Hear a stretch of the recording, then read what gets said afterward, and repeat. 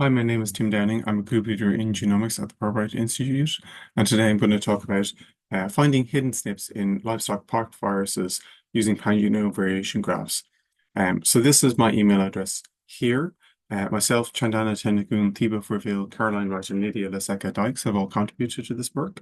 We're very interested in using pangenome variation graphs to find SNPs that we might not otherwise find in genome assemblies and read libraries. And this idea kind of comes from human genomics.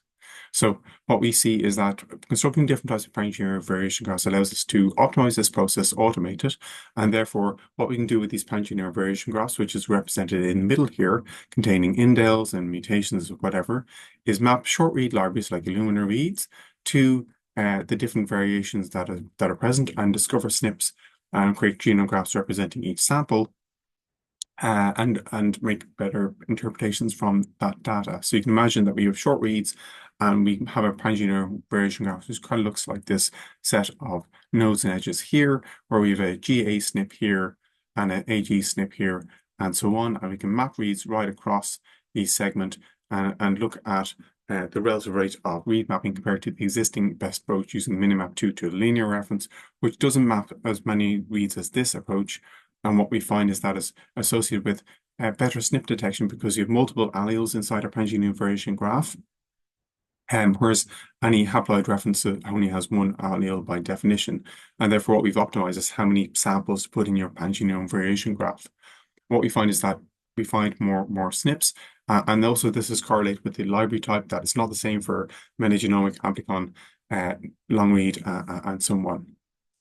And what we've done is package this in Nextflow to automate this. We're going to put it in Docker to firstly download those sequences that are of interest for a virus of interest, make a pangenome variation graph, and perform different types of analyses inside those functions. So looking at RG visualization, getting the number of bases inside the core and complete pangenome variation graphs, looking at the openness in terms of panicus, pan growth, RG heaps function, getting VCS, presence, absence, variance, look at the Busco gene numbers, including standard pangenome analysis such as Panaru, and also visualization approaches like Wirograph and Bandage. So let's look at this on the server where an Nextflow run is working now for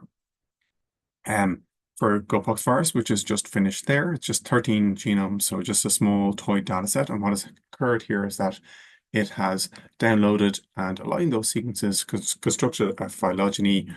We've made a pangenome variation graph here. This component visualizes and got metrics using a range of different tools.